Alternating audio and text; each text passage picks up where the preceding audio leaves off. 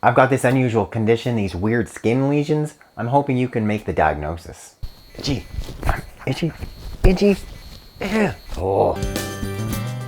I want to use myself as an example, having this weird skin condition, and help you kind of go through the same sort of thought processes I would use if I'm to see a sick dog or sick cat, in terms of doing a thorough and proper physical exam, in terms of taking a complete history and then making a likely diagnosis. So the last couple weeks, I've kind of had this unusually itchy skin, especially along my neck and my back. But I have no history of any type of skin conditions. I have no history of allergies. I haven't had eczema. I haven't had reactions to food that I know of. But it's been kind of itchy, and I've noticed I felt like these little bumps. You got to see my back. It's like, what is that? I don't know if you guys can see it or not, but all along, especially my neck, my upper part of my back here, these slightly raised red bumps.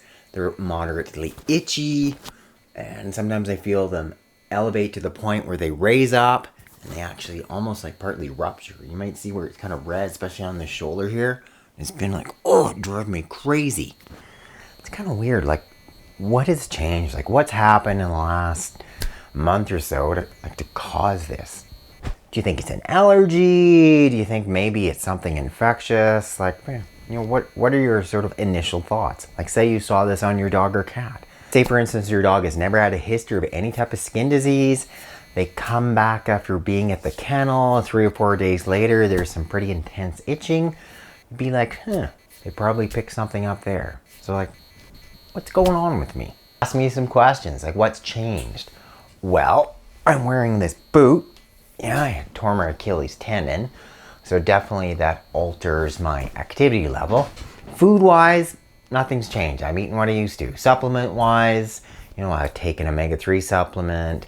I take some vitamin D. I take some slippery elm. None of that's changed. I'm pretty much taking what I've taken in the past. But with having this injured Achilles tendon, I've been going to the pool. I start out in the hot tub, just that warm little cesspool, but it's filled with chlorine, right? It's gotta kill everything. Is there something going on there? I started that about 6 weeks ago, and I can say that after being in there, my skin definitely felt a bit dried out. So I'm like, is that what I've done? Have I dried out my skin from the chlorine? But why am I getting these weird red itchy bumps?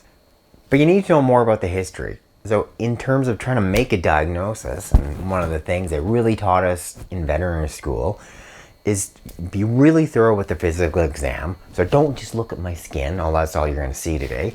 Like TPR me, look at all parts of me. Are the lymph nodes swollen or not? Lymph nodes aren't swollen.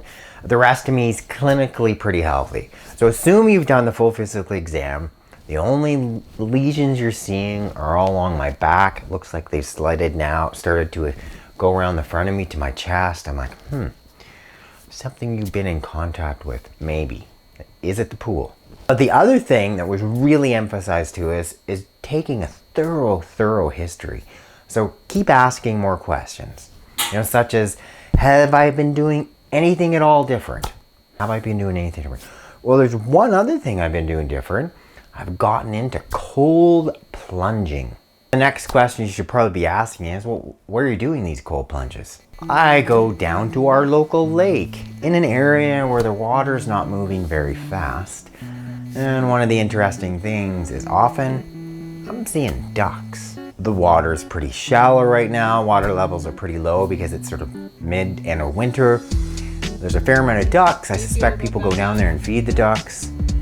And there's something that can often come with ducks. Yes, the dreaded swimmer's itch or duck itch. So what that is this parasite that has a life cycle that involves waterfowl, ducks, etc. The ducks will lay eggs. The eggs will then mature into some type of swimming part of the life cycle, which enter it into snails. From there, there's this maturation process where this elongated sort of worm-looking swimming parasite is swimming in the water. They prefer to go into a bird because from there they can penetrate in through the bird's skin and keep the life cycle going. But they see a person. Okay, let's go to that person. Boom, they hit part of your skin. Guess what? You can get these little red itchy lesions. As far as treatment, I've just put on my own homemade anti-inflammatory skin lotion. There's one I've made with coconut oil, castor oil, shea butter. It's been working really well to superficially deal with the inflammation. So it's actually a pretty common condition, but it's not something typically you're going to associate in the middle of the winter because most people aren't swimming in a lake in the winter. So based on the fact that I've been in the water where there likely are these cercarial parasites, and I've got some pretty classic lesions, and I'll show you some pictures here. That's pretty classic swimmer's itch. I've seen kids with swimmer's itch before, or duck itch. I'm like, that's what I've got. Turns out a friend of mine, he's had some weird red itchy skin lesions as well. So when you see two of us have the same thing, really makes you think both got swimmer's itch. So I just really want you to use my case, or my current parasitic disease and secondary skin signs as a way to apply it to your own dog or cat if they're sick.